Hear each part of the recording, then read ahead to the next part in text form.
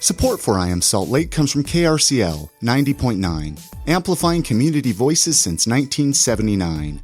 This listener-supported music discovery station covers everything from reggae and punk rock to local grassroots activism. Listen today at 90.9 FM or online at krcl.org. This episode of the podcast is also brought to you by our friends at Market Source Real Estate, Green Bike, and HostGator. We're going to be telling you more about them throughout this episode. All right, I want to personally welcome you out today to episode 405 of I Am Salt Lake podcast. My name's Chris Hollifield. And my name's Chrissy Hollifield. So you're not going to believe this, Chrissy. Well, maybe you are, because I'm sure you saw the post the other day that I made on our Facebook page. Ligers are real. I bet unicorns are real too. Who would have ever guessed? I mean, we've all seen Napoleon Dynamite. We've seen we've heard him talk about ligers. I just thought it was a made-up thing, but I guess Hogle Zoo right here in Salt Lake City had a liger there. It was born in 1948. They named it Shasta. So I guess if you were like a kid of the 50s and 60s here in Salt Lake, you would have had an opportunity to see this liger. That's so cool. I can't believe we haven't heard of ligers until Napoleon Dynamite. I'm just bummed out that I wasn't born in the 50s or 60s so I could have saw it. I know. We'll have to make another one. We'll have to make a liger just to sell to Hogle Zoo. Just to entertain me. Hey, if this is your first time listening to this podcast and you're asking yourself, what am I about to listen to? What is this podcast all about? Well, this podcast is all about showcasing the awesome people right here in Salt Lake City, Utah. We're talking to musicians, authors, business owners, restaurant owners, distilleries, breweries. I think you guys get the idea. Anyone that might have a cool story to share, we're talking to them right on this podcast. Hey, Chrissy, who's on the podcast today? Today on the podcast, we got to sit and chat with Jason Klug, owner of Klugonyx. Klugonyx is a full-service product development firm. You know, we've all had those million-dollar ideas, but we don't know how to get started. Klugonyx helps you take your ideas from a napkin drawing to a functioning product. So we get to talk all about that, his experiences leading up to creating Klugonyx, and we even find out about his own personal inventions. This is a really cool conversation. You know, I didn't expect to learn this much from Jason, but It was awesome, and we're going to play that here in just a minute. Before we get into that conversation, though, I want to tell you about one of our sponsors, one of our awesome sponsors. They're actually new to I Am Salt Lake as a sponsor, so make sure to go out there and support these guys.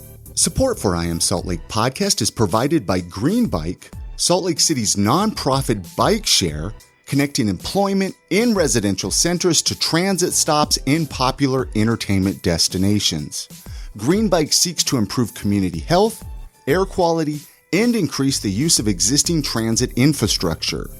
Green Bike is a local nonprofit and public-private partnership between Salt Lake City, the Utah Transit Authority, Select Health, and other private sponsors.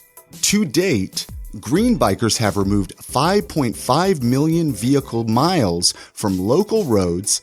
They've prevented nearly 5 million pounds of CO2 from entering our air, all by burning 70 million calories right in the process. That's 246,000 slices of pizza. To learn more about Green Bike and find out how you can take as many rides as you want for a year for less than 20 cents a day, follow Green Bike on social media at SLC Bike Share or visit them right online at greenbikeslc.org. Check them out, support these guys. I mean, I'm serious. What a great way to get around downtown. I mean, you could take a Green Bike from like Squatters to, if you want to go hit up like Juniors. Yeah. I mean, it's a great way to get around downtown. Well, it is. And Green Bike is one of my favorite sponsorships because we talk often on here about like the air quality and how we can all do things to improve the air quality. And I love partnering with someone who's actually making that happen. Hey, this is a way to do it. Yeah. Support Green Bike. All right, many thanks to Green Bike for sponsoring this episode. Let's get into that conversation that we had with Jason Klug when he came over to our podcast studio, and we got to talk to him about Klugonyx and all these rad inventions that are going on. Let's jump into that conversation. Thank you so much for listening. Enjoy. I mean, Jason, I like to even just start. I mean, I know it's basic, man, but let's even just find out where's home for you. Like, where did you grow up? Okay. Are you a Utah boy or? I'm not. I've lived all over. So I was born in Wisconsin. High five. Yeah. Wait, where in Wisconsin? I wasn't I was born there, in but Milwaukee, Wisconsin. That's so But awesome. I moved at a young age to Illinois and I lived in Naperville, Illinois, for a few years. But then I also moved from there. I lived in Pennsylvania and Ohio, and then back to Illinois. And then I lived in Iowa, and then I moved to Atlanta. And then I was in Atlanta through like high school and college. And then randomly I decided Salt Lake City is the place to go. Why Salt Lake? I mean, were you like out of school and everything when you came here? No, I actually, it's funny because I was like 18 hours away from finishing my mechanical engineering degree. And I think something like a teacher just really pissed me off. And I was just like sitting there in class, like, what am I doing? My friends were getting jobs like, doing engineering for like HVAC companies and stuff. And I'm like, no, if I stay here, I'm going to be miserable. And I was also trying to start a little side hustle business, and I was interacting with people I didn't like, there was like a cultural thing that I was not digging about Atlanta. And I had a buddy that moved out here, and I always grew up liking to snowboard. So when we moved to Atlanta, snowboarding was gone. Like I couldn't go. It was not accessible. I'd have to go up to the Carolinas, and it was like really icy, not that exciting up there. And my buddy Colin moved here, and I'm like, okay, let's look around. I was Googling around and researching, and I knew I was like an entrepreneur, but I guess I didn't really know it at the time, but I was always trying to start things and whatnot. And I looked online and I saw that Salt Lake was actually a developing economy and a great place for, new businesses to form. So I'm like, all right, let's go out there, check it out. I came out here, did a little ski weekend with my buddy Colin. And I think it was like a couple months later, he hit me up and he's like, hey, a room's opening up in my basement. You want to, come on out. And I'm like, hell yeah. So I literally like packed my Subaru, which I even came with the right car. Yeah. Right. Packed my car. And this is like, it was a WRX, and I literally packed my life into this thing and just booked it and made it out here. And how long ago was this? This would have been, I'm pretty sure it's 8 years, October, right? Yeah. I think it was, 2011. Yeah. Cheers to that, damn. man. Yeah, right? Like let's all have a drink. Yeah. That was a 8 years ago. Smart move, by the way. Oh, I'm settled here now. So you love Salt Lake, right? I love Salt Lake. Yeah. I feel like especially starting a business here, which kind of gets you out and gets you interacting with people.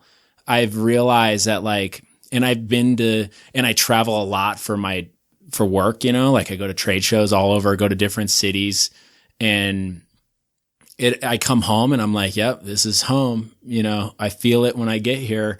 And the other cities are great and all, but just something about the vibe of the people, I feel like it's a supportive community, and it's like, okay, I can stick around here. Did you have like a culture shock when you first came here that you kind of had to adapt to, or what was your initial reaction? Culture and stuff. I mean, I had to. Well, especially 8 years ago. 8 years ago was different. It's changed a lot, right? Like which is also another thing that I'm digging about is seeing how much change has happened in the 8 years I've been here with the economy, but then also the culture, and seeing that the culture is heading in a good direction. We're getting more progressive, right? Yeah. But yeah, like the culture shock. Like I didn't know enough about the LDS culture, and then you kind of like get here, and I have worked with some people, and I'm like, saying the F-bomb.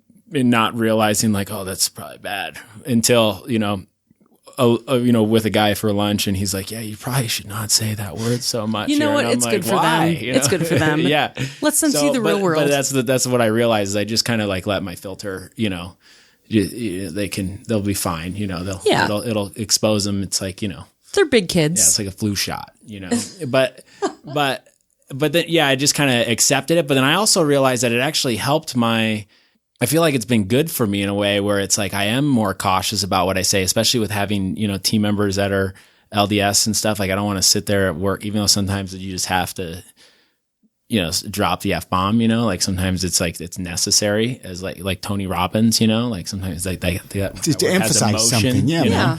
But and then also but I feel like I don't drink as much, even though I drink a beer right here. But like in Georgia, it's like, what do you do on a Sunday?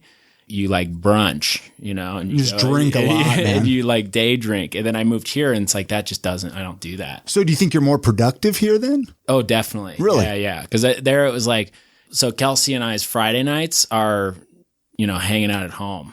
In Georgia, it's like, what party are we going to, and then Saturday, it's like, are we going to go to a bar or we're going to go out, spend money on stuff that I could make a meal at home and save. So I feel like I've toned things down a lot, but that could also be because of age, but I think culture. Welcome to getting old. Yeah. But I think culture, there's definitely a piece of the culture that has affected that in a good way. Mm-hmm. So, yeah. So have you always been an entrepreneur then, like ever since a small child? I think so. I maybe didn't know it. Like, what were some of your first businesses? Like, I remember, like, I used to knock on my neighbor's door, and it's a nickel to roll your trash can up, right? Like, okay. Like little businesses like that. I'll sweep your porch, stuff like that. So I didn't know if like that kind of stuff was going on for you as a child, or like when did that really kind of click in for you that you could remember at least? I think it was less about me trying to start businesses and more about me.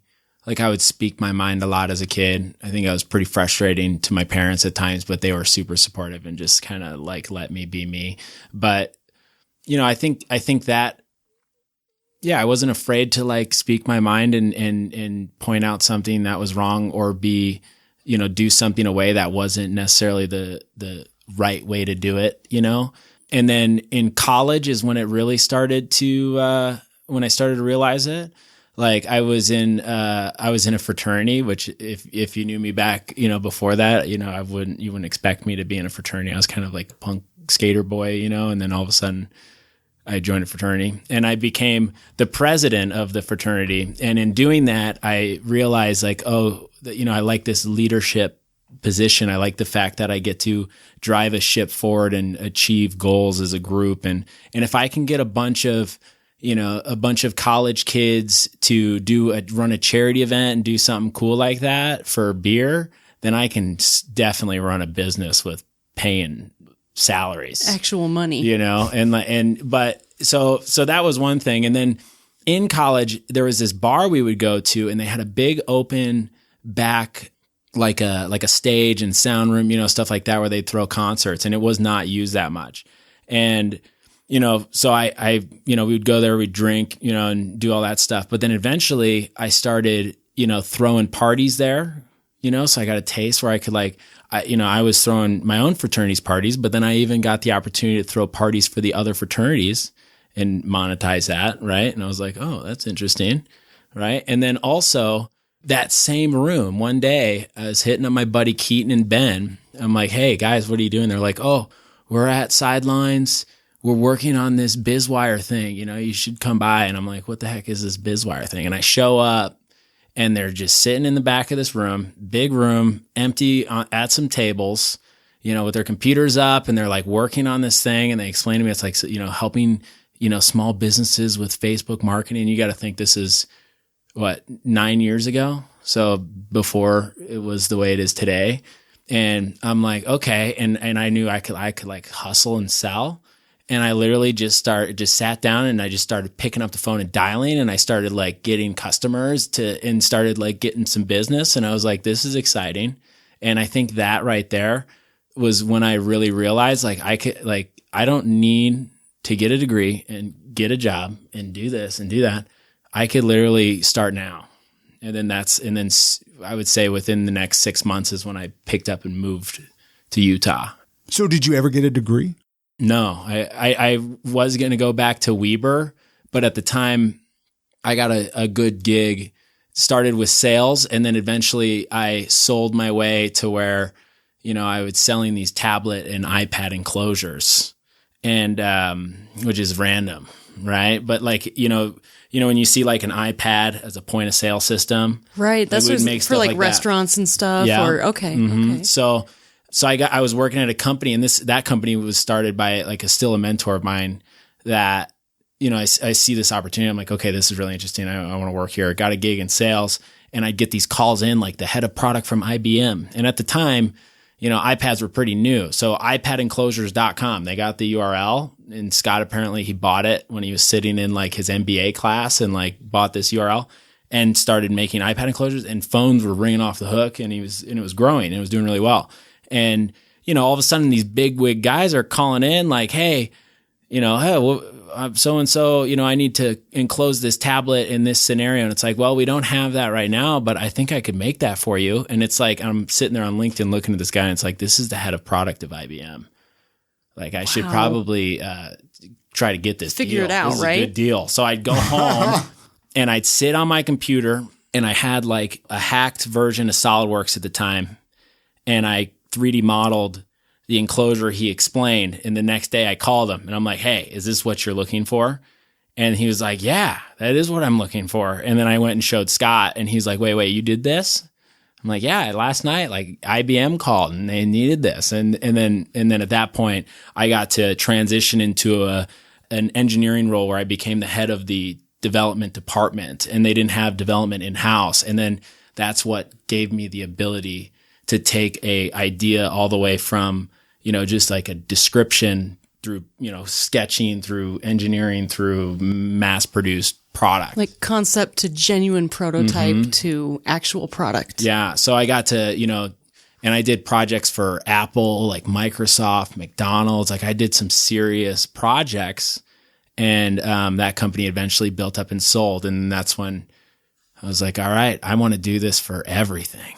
And so that's when Klugonyx started. And that's when I started Klugonyx, What's with the name? Okay, so it's your last name. Yeah, that's a funny story. It doesn't really have a good meaning, but it just sounds fancy. Well, it's like Klug means intelligent in German, right? And onyx is like a claw, right? So it's like onyx Klug didn't sound good, but Klugonyx did. No, it sounds like great. Sharp intelligence. It's a layered I stuck name. with it. Okay. That was like where I had like a list of names that I'm like, hey, I need help come up with the name. And then there's this list and Klugonyx is on there. I was like, oh, that's interesting. And then I asked a few people, got good feedback and I stuck with it. And now it's just too late. So hey, it run sounds with good. it, man. It people does. don't forget it. Right. So what exactly is Klugonyx? I'm sure people listening are like, who the heck is this guy? Right. Like what is it that you do? Obviously he's smarter than all of us. So well, maybe. tell I don't us know. how to I feel be like everybody's smarter in their own domains. Yeah, exactly. We're all smart in our own True. domains. He just chased after what found he your niche. wanted. I found that's how I feel. Like I know what I like, and what I like is to make stuff.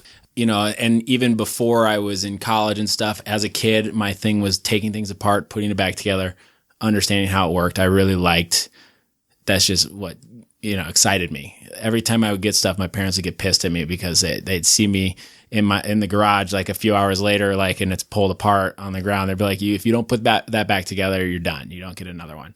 But Klugonyx, basically it's full service product development company.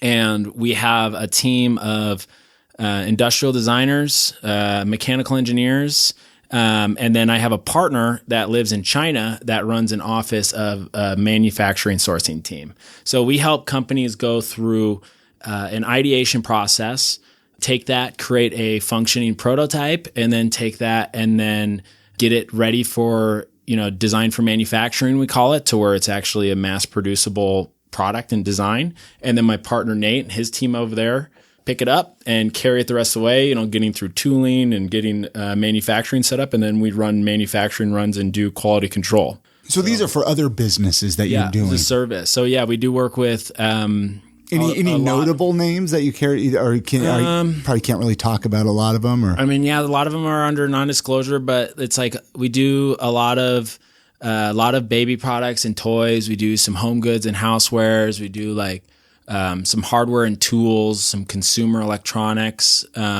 So could you go into like a place like Target or Walmart and maybe see some of the products that you help design? Yeah, definitely. Really? Yeah. That's Which crazy. is always exciting. That's like, you're the secret partner. well, that's what, kind of. yeah. But that right there is, it's like, it's so exciting, especially when I have like, what about it is exciting to you? It's like you get to think through all the way down to when they walked into the room and they had either like a napkin sketch or like they described this idea and we got to like work as a team to like will this thing into existence. Do you ever have people who come to you with functioning products, but they kind of want to move to the next level? Like they've personally prototyped them, designed them, yeah, built those them. are my favorites. Okay. Because then that shows they put some elbow grease into it. Right. Nothing's worse than like a wantrepreneur that comes in And they're like, I got the best idea. And it's like, okay, what have you done? Nothing. I just have this idea. Right. And then it's and like, you figure it out. And it's like, yeah. But then the thing is that shows that they're not going to put the wheels in play when it comes to like the other components of the business. They're not going to do a good job with branding, the website, like getting, marketing, sales figured out. Like it kind of shows like, but the people that just figure it out, they go to Walmart and they buy a bunch of parts and will these things together to make it like, hey, this is what I'm thinking. And they show up and they throw it on the table. It's like, that's what we call a benchtop prototype. I like that. Yeah. And that kind of gets things started. Like we actually had a project in today, and that's how that guy, he came in with a hacked together prototype in the first meeting. And now we're, just tidying up the end of his design and about to start the prototyping phase. And I love it. This is this is right I'm up your so wheelhouse. happy right now. Yeah. Have you ever thought about, and I don't know if you do this currently, but like people who want to do something where they want to actually have an electronic something that they've made and they want to add an app, right? Or they want to be able to control it through an app. Yeah. Do you guys have guidance for people like that? I mean, we've done like software hardware combos, and to be honest, it's like I'm not a fan of it because it adds a whole other layer that is out of my control. Because I don't do software. Like software, I love it, I use it, but it's constantly changing. And I don't know once software. it's in their hands, and you they get can your user experience stuff, right? Like, I don't get that stuff. Yeah, but I appreciate a good user experience design. But it is a whole thing. It's a whole other layer, and it's stuff that's outside of and I've done electronics, and working with the electrical engineers, and then. We implement the mechanical shelling around it and make it and close it and protect it and all that stuff and make buttons work and stuff. I mean, we've done it, but I think the difference is the barrier to entry on those is way, way higher. And the budget, it takes a budget where we could get a product to market and spend, like a project could be like 15, 20K on the low end, like making like a small toy or something versus like, a consumer electronic, you're talking, 100, 150, 200 grand. And that's what is tough about it. That makes sense. Yeah, for sure. Yeah. So we've done them, but those are like, okay, are you in it for the long haul? I have to make sure that they're in it, committed to that, like that cycle. Cause it's like we all have those ideas, right? Oh yeah. All of us have 10 ideas that were like, oh, this is the best idea in the world. And then some company came out and made it and we get mad because it was our idea. But it really is about the follow through. So do you help market it too? Or you're just helping with the making it? Yeah, I like to stay focused, cause I've marketed like this product, our own brand that we started within that we built off of our own resources. But I was only able to market that because I had Kelsey and her branding and website and stuff. But otherwise, like I know enough about marketing to know it's how you should approach it, but I can't do it. So explain the process, and maybe I apologize if these are dumb questions or maybe questions I'm not even supposed to ask. I can delete this if it's not so if I was to come to you, say I had this idea, do I pay you then for the thing, or are we going in as a partner, or how does that work with these people? I mean, is it more like you're just kind of coming up with the designs? I used to do that, and that's where my entrepreneurial side of me kind of bit me in the butt. Yeah. There are a lot of projects I've done where I do like an equity play. Pretty much all of them have failed and I've lost money. But, I do have like one company that I did it with, which I should introduce you to them. They're a local company. Please do, yeah. Two brothers.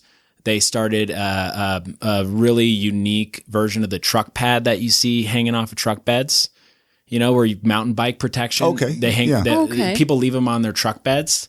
And they had them stolen from them. So we built a lock system into it. And then we also made it so when you flip the truck bed down, it has 2 flip up seats and a cooler. And, these two guys came to me, their background, Dylan is marketing background and Tyler is a sales background in outdoor gear. Okay. And it's like, okay, you guys literally have the other half of the team. I feel like if we collaborate on this, like we can make it happen. And so we did, that's like the one partnership deal that worked. But there was like, we're talking 3 years in the making, so it's not like I probably won't see a return on that for, I don't know, 5 years or so, but I believe in them and I believe in their product, so it's really rare that I do stuff like that. All right, this episode of the podcast is brought to you by our friends at Market Source Real Estate. Hey, if you love the charm and you love the character of old homes, you really need to contact our friends at Market Source Real Estate. They actually helped us find our home that we're recording this podcast in right now. Hey, did you know that for the past 18 years, they have been specializing in helping people buy and sell homes in Sugar House in the greater Salt Lake City area? They have a background of flipping houses and they've owned almost 24 homes themselves, so they really know all the ins and outs of older homes. If you're looking to sell your home, Market Source Real Estate specializes in helping sellers update or repair their homes, which is going to increase their value and make you more money. If you're looking to buy a home, especially an old home, they know what to look for in older homes so you don't end up buying a money pit. You can find all of their info right on their website at thinksaltlakecity.com or just give them a call, 801-810-6773. Again, their website, thinksaltlakecity.com, or just give them a call, 801-810-6773. And as always, many thanks to Market Source Real Estate for their support of this podcast. Let's jump back into that conversation with Jason Klug when we found everything about Klugonyx. Thank you so much for listening. Here we go. Yeah, most time it's someone comes to us with an idea. We sit down, talk through the idea, talk through the concept, talk through potential features, try to get a deep understanding of the complexity of it, and then we'll build out a proposal and we break it down so it's priced out per phase, and then that way, they can spread it out over time and work through hitting the milestones of our process. Do you ever tell somebody, no, I don't want to do that? That's a dumb idea. Definitely. Right? I mean, I don't know. I'm going to ask them. I've heard bad. I want to know, man. What's the denial pitch? Yeah, right? There's definitely some that I've heard where it's just like, no, I don't know. But sometimes if I'm, I'll say that, but that's why I've got a team of super creative people. And it's like, okay, so here's, where they started. But I do think there's an opportunity if we approach it like this, and sometimes you can take that ugly baby and mold it into a good looking toddler, kind of thing. But it's not, I'd say half the ideas that come in are pretty bad ideas, but also depends on who the founder is. Yeah. Because sometimes those founders have like this founder's disease where it's like, I'm right. I know what's up.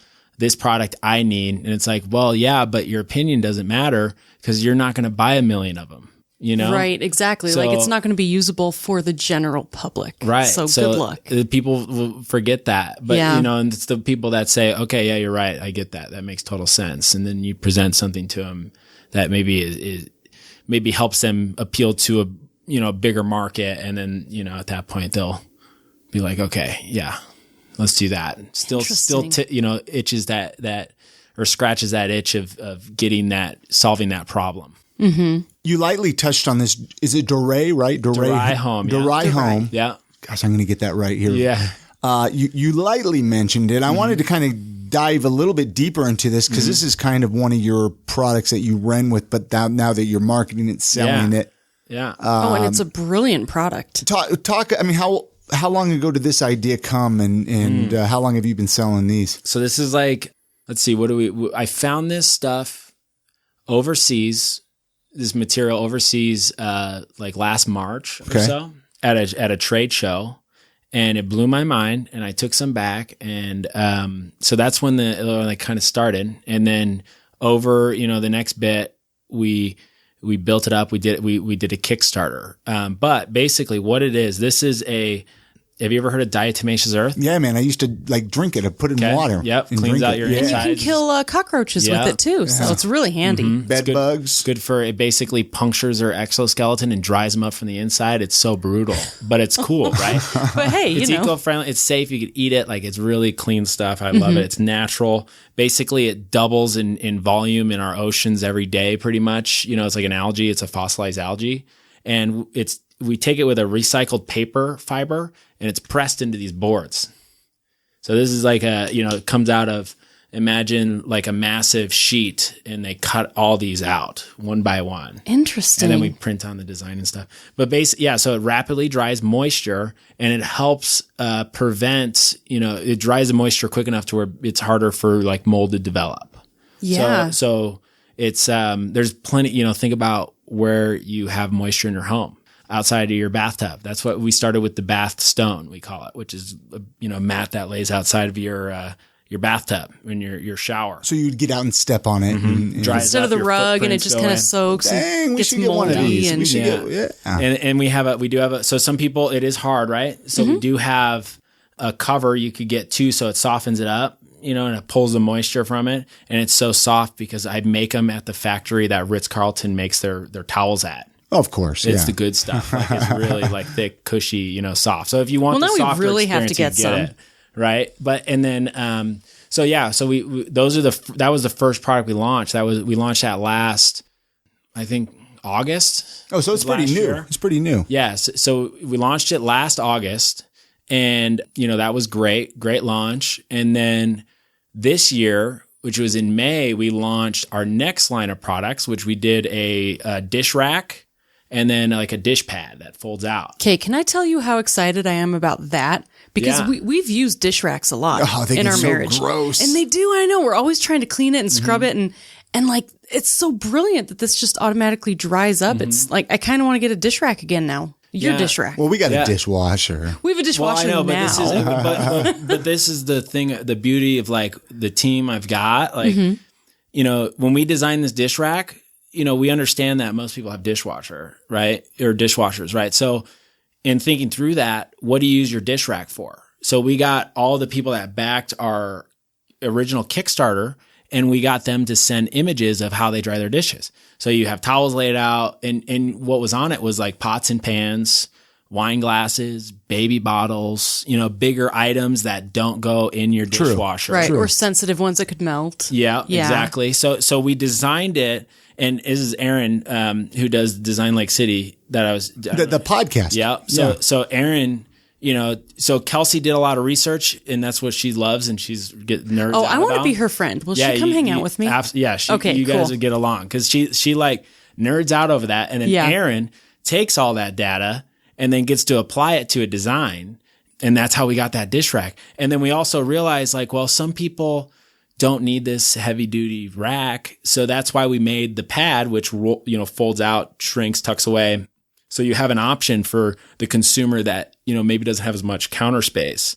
And because we saw a lot of people lay out a towel and just put stuff upside down on it. That's kind of the main way to dry dishes, right? Right. I would say. Yeah. I mean, that's what Kelsey and I have been doing. So where that product's at is we finished, we did that crowdfunding campaign on Kickstarter. And it was super successful. $70,000. Well, that was the first one. And the next one we did was $165,000. Why? How?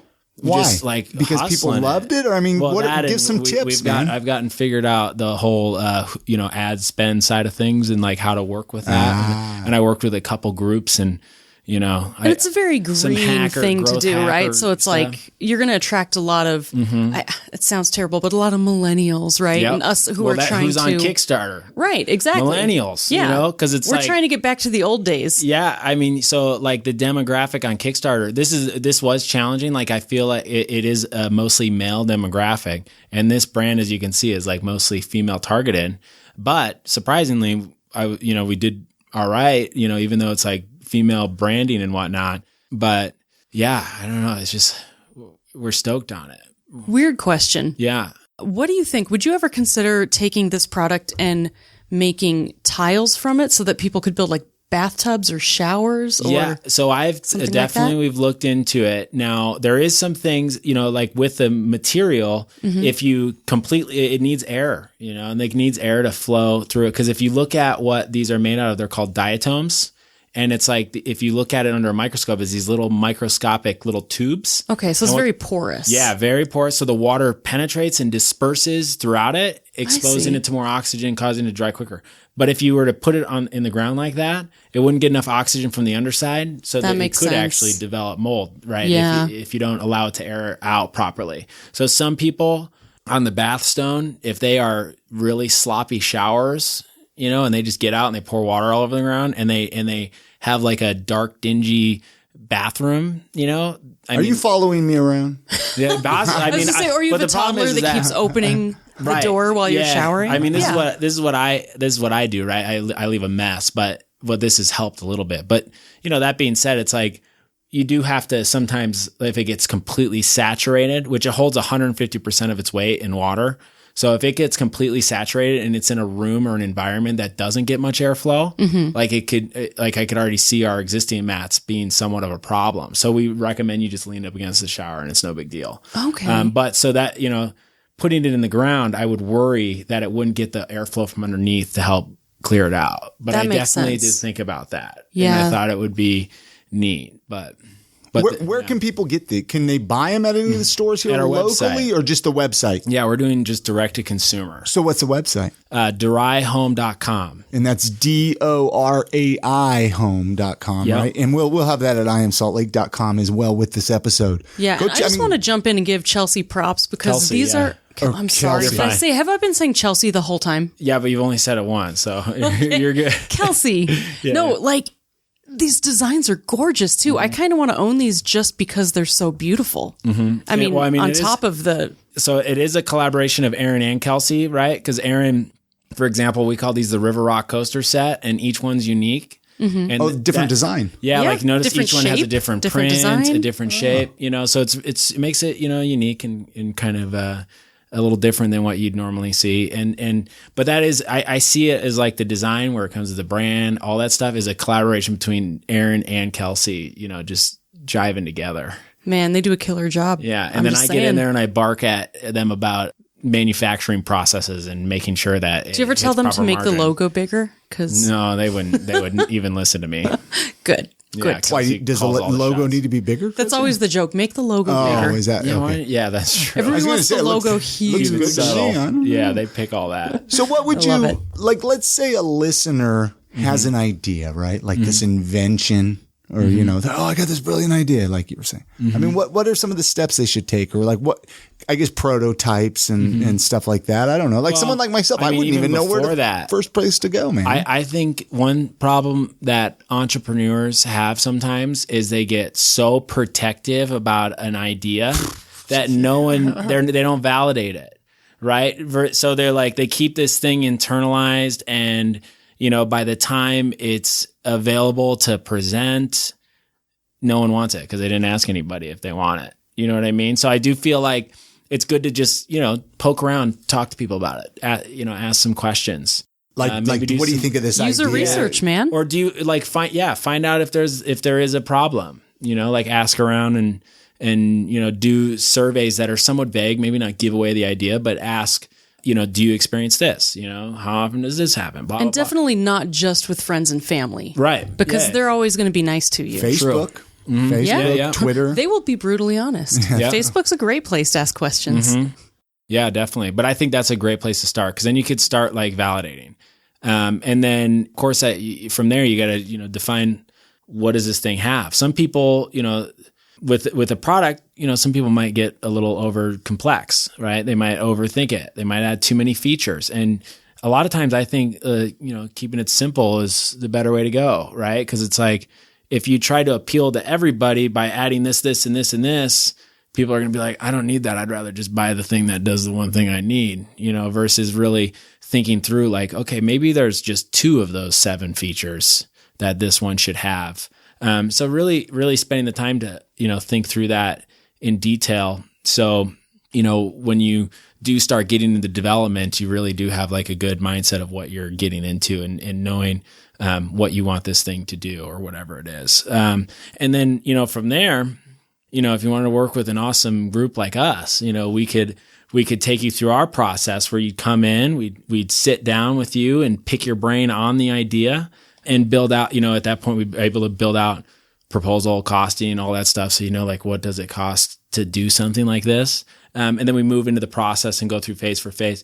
And the great thing is that they get to get involved with the process. They get to come in, they got to sit down, they got to talk with the designers and let them pick their brains and give their opinions. And we shape the idea together with, these professional design, brilliant minds helping you shape that idea until you get to the point where it's ready to go to an engineer's hands, right? And that's where it's like, okay, now things get technical, right? And then that's where Ed, as our lead engineer and one of his engineering team members, basically takes the design concepts that are created in the early phases, which is usually done in 2D, and we have concept sketches and photoshopped rendering, stuff like that, and it moves into 3D modeling software, and then we create the 3D models and all the pieces and parts and make sure everything moves and works together, thinking ahead to how we're going to manufacture this thing, and then we make a prototype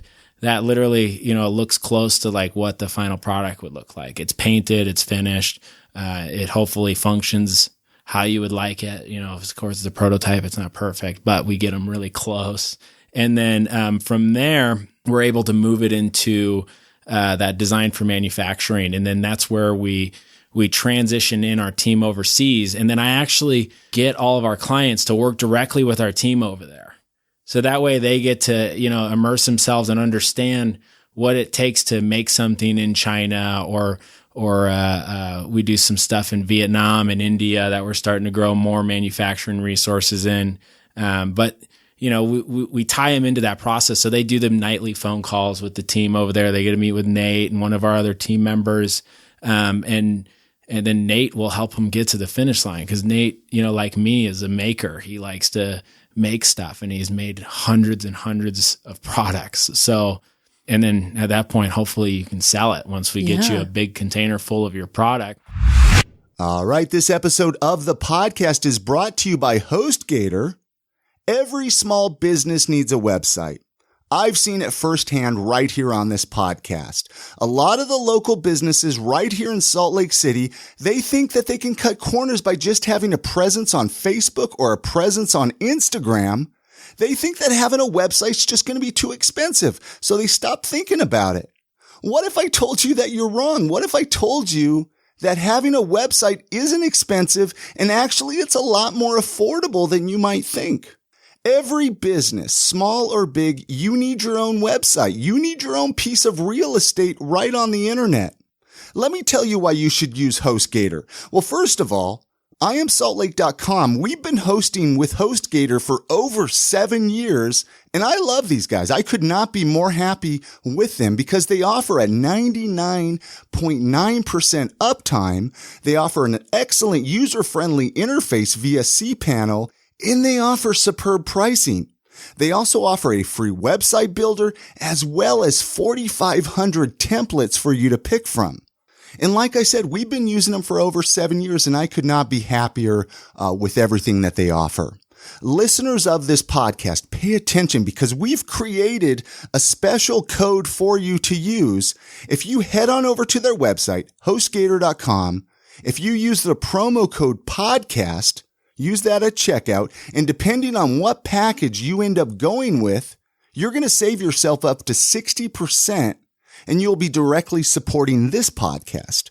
So if you're a small business, if you're a big business, go to HostGator.com, set up a website, use the promo code podcast when you're at checkout, and you're going to save up to 60%, and you'll be supporting your favorite podcast. So it's like a win-win.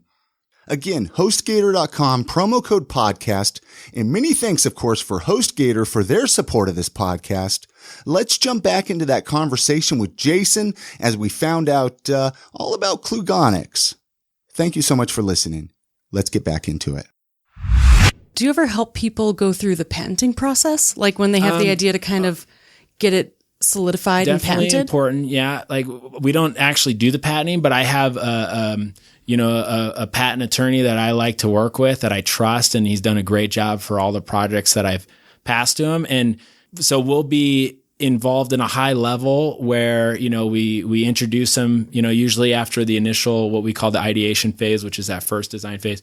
When we get to the end of that, we make the intro. Hey, you should probably start talking to the patent attorney. And then he takes you through his process where he starts figuring out what claims can be applied to get utility patents, design patents, this, that, and the other. And then usually we're tied into where we're, explaining to them at a deeper level how it functions. So you can get this mechanical utility patent because it does this with this and that, whatever. And then sometimes in patent searches, there might be, existing patents out there that we have to work around, like just for safety, if it's like something's out there that's patented, that's like, it's no competition. You can't compete with that. I would not do this idea. But a lot of times it's like something that might be patented, but it solves this problem over here. And you're trying to solve something that's very similar to it, but also solve another problem. Then, we need to know what that patent is so we don't infringe on it accidentally by doing something, super stupid, simple that really, we wouldn't know unless we had a patent attorney's eyes on it. Do you require, all these questions. Oh, no, I love it. Do you require people to go to a patent attorney before you actually produce things for them? A lot of times I do recommend it, but a lot of times people are cheap, and they won't do it. It's expensive and it's complicated. It is, but a lot of times it could be worth it. But also, I also like when people dig in on their own, because there's resources like Google Patents and stuff where you could Google patent the crap out of this thing for, months and then, find what's out there yourself and kind of get an idea like, okay, maybe this is a little risky. Maybe we shouldn't jump in on this.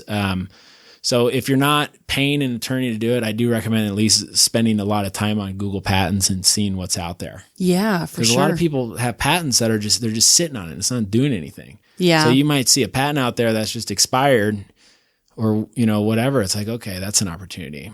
You were mentioning how people coming in to your offices. Are you only dealing with people in Utah or are people flying here?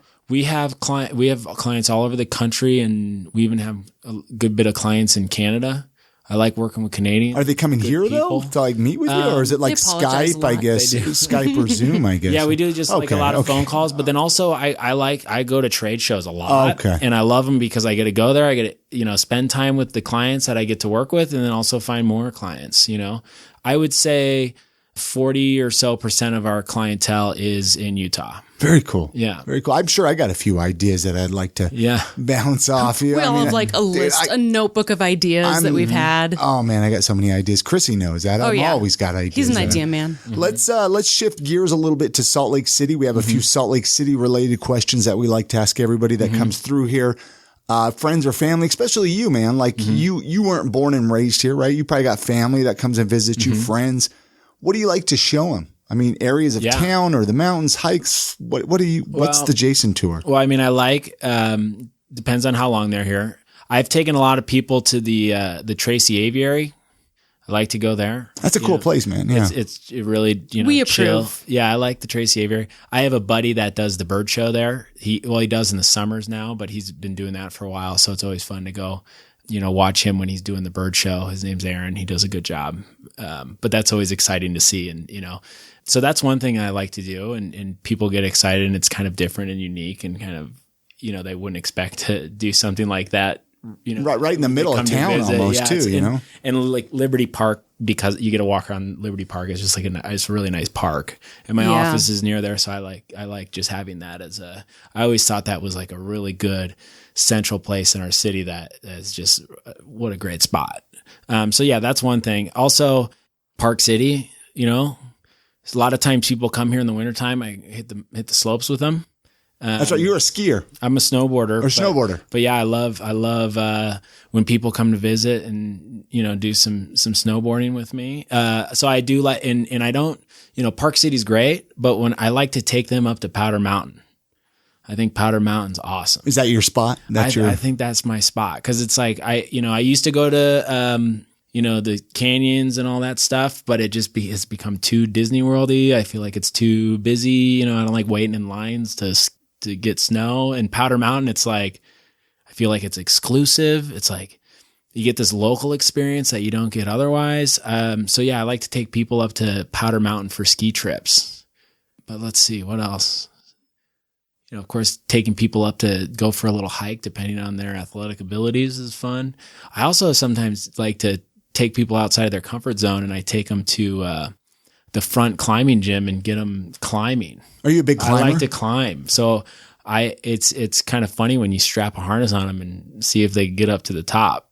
I've been doing that here and there. So are you climbing up the mountains and stuff up here in Utah, honestly, it's like a monkey getting up there. I feel like I The last time I outdoor climbed out here, I almost died. So Yeah, it depends on who you're with. That's the problem. Yeah. Whoever's belaying you, you have to have super solid faith in. Yeah, and that's the thing. I don't have as many friends that go outside climbing as much, so I usually end up at the front 3 or 4 times. And now where's that at? That's down by the Walmart in 13th South, right? It's that big building you see off 15. I really like the front. And they're putting a new one in that's closer to where I live, which is like Murray area. Okay. So, I like to take people there and kind of put them out of their comfort zone. What would you change about Salt Lake City or the Salt Lake City area? Is there anything you would like, 1 or 2 things?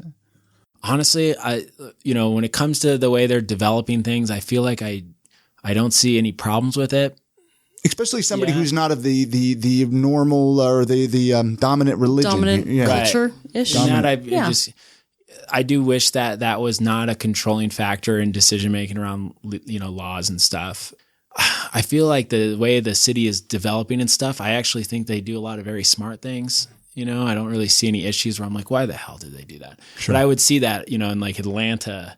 I don't know if you've ever been to Atlanta. Have you guys been there? I haven't actually. Unfortunately, no. It's kind we of need a to go. mess. Like it's kind of, it's like, I don't know. Just chaos. The city planning from back in the day, they didn't think ahead till now versus Salt Lake, thankfully, has the opportunity where they didn't grow as quickly as until recently, right? Yeah. So they're able to really strategically approach that growth in a way that I think our wide roads are what's going to kill us, though. I think those wide roads are just useless in a lot of areas, personally. There's a lot of space that's taken up and unused. I know they used them for bike lanes, a lot of them, but there's like 200 South there by our old, that used to be 4 lanes across there. It's like, what the heck? Yeah. Wow. Yeah, and that stuff I don't even notice. But I do wish that they made, the legal side of things. Like I wish weed was legal here. That would be great. We're on board with that. I feel like it's time, and it just sucks that we're probably going to be one of like the last states that gets it. What's so heartbreaking about it is I feel like if we would just jump on board right now, we could be developing our own economy with it, and we could actually keep the money in state. And I think we're waiting too long. And our economy is going to kind of our money's going to move out of state because of it. I mean, with like edibles and stuff in the neighboring states, it's like not like it's hard to get. Yeah. It's like, buy a box of candy. Keep the money here, guys. I like this guy. I know, right? Hey, what about favorite local eating spots? What do you got? You got 1 or 2 places you like to eat at? Yeah. So let's see. One group that I respect a lot, it's not like the best eating spot ever, but it's like, the Greek Slovaki spots. Oh man, nothing wrong with that, right? Man. And I like, their food, I like their food, but then also like Padeli's, because they own Padeli's too, right? I thought they did a great job with that. That's down by your work, isn't it? Padeli's? It is. Yeah. I need to go there. Have you been there? Not yet. What? Isn't that terrible? She's like, it's fast casual style. Down there. Yeah. Shame on me. Shame on me. But I do like how, the number of restaurants that are popping up. I love it. And my company, we do Friday lunch every Friday. And I love when we've got like a new establishment, you get to support the new entrepreneur or restaurateur, right?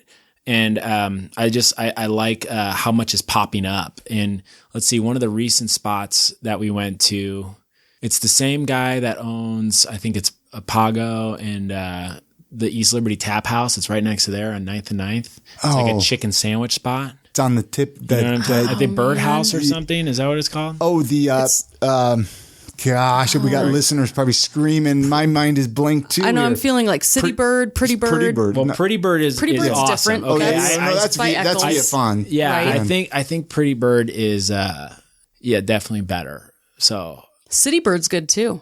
I haven't seen City Bird. It's Where's in that? That's down by 400 South there. It's in the courthouse? Yeah. I'm trying to think of other bird style restaurants. I don't know. I can't remember the name of it.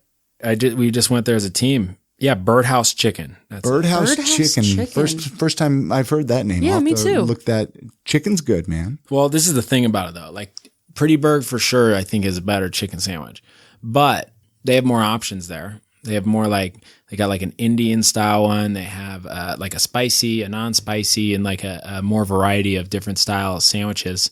But I feel like I didn't have to wait in line. So it was that's kind of nice. That's always a plus. Especially with like work lunch, because that can end up costing you 2 hours. You can't sit down and stuff. And yeah. So I guess that's all I can think of right now. I'm trying to think of where I like to go and have like a nice cocktail and yeah, man. What do you a good meal. drink? I like an old fashioned because I like to. That's how I feel like I test a bartender with their capabilities as a bartender. Yeah. It's like, how well do you make your old fashioned? So one spot, for coffee, I'm a big coffee guy. I'm sure you've had this a lot, but like Blue Copper. Oh, sure. And then Public. Yeah. Both those spots I'm really stoked on. Like I love swinging by there and having, breakfast meetings up at Public and Public Kitchen. But for a good cocktail, I really like, Tinwell. Mm-hmm. Have you ever been there? I haven't been there. The name's been brought up a couple times. I haven't been there, but we've definitely heard about it. They have really good. They have like this good, really like a spin on an old fashioned, and that's one of my favorite Salt Lake cocktails. Very cool. I've had a heck of a conversation. I know we've just kind of skimmed. You just have to get over it, but you find alternatives. Let's get the website. Wind this up and wind this down a little bit. Is there anything that you were hoping that we would bring up, that we would talk about? No, I mean, we talked about all the good stuff, but one thing, I heard you mention in the past is that you've done keto. Still do it. Yeah. Yeah, I do too. I've actually lost about 80 pounds now. Very cool. Right. How many of you lost? Well, I think close to 70 pounds. Yeah. 70. 80. And then, he fits in my shorts now. So yeah. Okay. I'm not really out to lose weight anymore. As you can tell, I'm kind of trying to work on more, building muscle. Okay. I've kind of gotten, believe it or not, into going to the gym, and trying to lift weights. Never lifted weights in my life, right? Like you were talking about being the skater boy, punk rock. That was me, man. Yeah. We all made fun of the jocks, so you can't do that. But yeah, so keto's great, man. I love it. Well, and this is what's great too, is the more stuff that's coming out that we get. Like the ice cream, Rebel ice cream. Oh my gosh, Rebel ice cream is so good. They're from Utah. Yeah, they're just out Midway. Yeah. I need to track them down. So we used to go to Harmon's and just get one of every flavor. Yeah, the flavors are good. Yeah. And like and it works for us as keto, right? Because that's the thing. It's like those post-dinner sweets, and then you get that ice cream. And I've even found a cookie recently that Alyssa, one of my team members, she Keto Chow, maybe? Was it Keto Chow? I can't remember. All I know is that it says keto on it, and every time she gets them, I'm done within a day at least. That's awesome. I get the whole thing. Whether it's like, I love that. Because there's a local company that makes keto cookies. Keto Chow. I mean, there's a few. Yeah. I mean, dude, it's such an easy diet. It really is. Well, and you get some good say stuff. that, but then when I want ramen, I just really want ramen. Yeah, that's true. There are some things that like, damn, I also have had that. Have you tried the Catalina Crunch cereal? You buy it online. Okay. But that one's good because sometimes like after I climb, I want to eat a meal because I do fast a lot, right? Do you do that as well? Do you I never really got heavy into all that. I want to. I just do you eat breakfast then? Usually breakfast? Some coffee. Okay. Yeah. So that's my breakfast usually too, right? It's just like a coffee, and then I'll put like a little creamer that has a little MCT oil in it, right? But sometimes after like a gym, I climb, I want to eat this cereal. I want something crunchy, right? Because that's something you don't get as much with keto. It's crunch, right? Never really thought about that. Yeah, no. I mean, you get true. Like the cheese crisps, but those are like heavy, and like crunchy like cucumbers and stuff. But with that cereal, just satisfies that crunch need that you don't usually get when you're on keto. So, yeah. And how long have you said you've been eating keto? Well, I tried a variety of things, right? Like I started out, I did Whole30 for a bit. Okay. I don't know if you've tried that. Have you tried that? No. That was good. It was like clean eating, and I felt really good. And that's what started my weight loss. And then I felt like I plateaued. And then that's when I started experimenting with keto. Okay. And yeah, it's been like, you do it for a few months, and then you kind of, I like plateau, and then I just go normal. Like right now I'm kind of normal. That's why I'm drinking a beer. Right. But, and then I jump back into it, and then, I do it for like 1 or 2 month stints.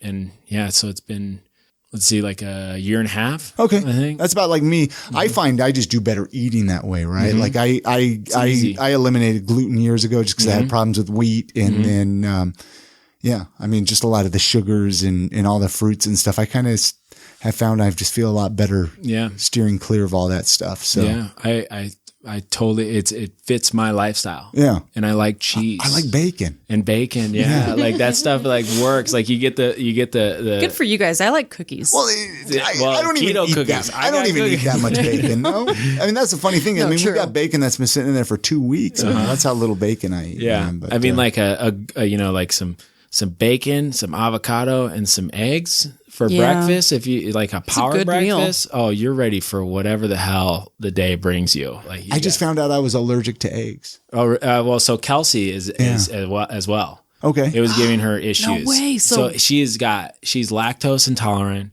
has gluten intolerant, and then eggs. Yeah. And she went a while not knowing what the hell was wrong with her. That sounds like me. That's exactly I was you. eating tons of eggs, and I was just like, man, it was why do 2 I? a day for her. Yeah, same thing. Dude, I was eating like 10 a day. Wow. So does she kind of go paleo? Like how is she? She eats like Whole30 pretty much every day. Wow. But then she has like her gluten alternatives and whatnot. But she's an Iron Man, so she's like she's a racer. Wow. She runs marathons. See, that's why I want to get into that stuff, man. I mean, you should talk. I'm just to her. gonna She like goes wait hard. for you guys at the finish line with That's what I donuts do. and That's pat you called on the being back. A Sherpa. So that means you're the Sherpa. Yeah. I'm Kelsey's Sherpa. I'm your Sherpa.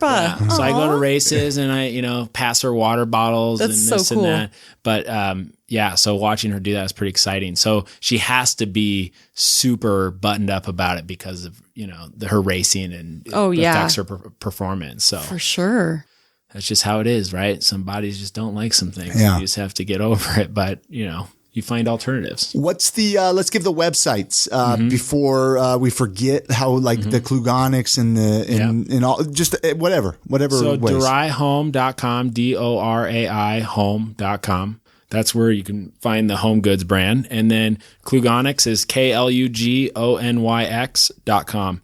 And there's a little message box. It'll pop up. You can chat with Hunter there. He'll take care of you. And then so be like, hey Hunter, I heard about you on I Am Salt Lake I want to podcast. make some stuff. Yeah, exactly. And then we'll take you through our process. We have a pretty. And you're on Facebook and stuff We're on too. Facebook. We're on Instagram. We're trying to get more active on Instagram by posting because we have fun in our office. We have a good lifestyle. Like we play spike ball 3-4 times a day. We have literally one office about the size of this room dedicated to spike ball. Do you know what that is? The name sounds I've familiar. heard of it. It's like a net. That's a circular net that's springy and you slap the ball into it. And Yeah. We tried to do that at a company party and all the kids thought it was a trampoline. So it just did not work out. okay. But I mean, But with adults, it I worked. can imagine. It's like, nothing's worse than sitting for, a few hours and just like focusing on something. You hit a block and then play a spike ball. Game on. You're good. You go back to your desk and your energy, your blood's pumping. So yeah, we have a good lifestyle and you can follow it on Instagram. Sounds like I need to come and get a job there. I know, right? Yeah. We have fun. Throw your final question out, Chrissy. It's been All right. so much fun chatting with you today, Jason. I always tell really people, has. let's catch up down the road, do a follow up in a year or so. And otherwise, I'll let Chrissy throw her final question out. I feel like there's so much pressure every time you say that.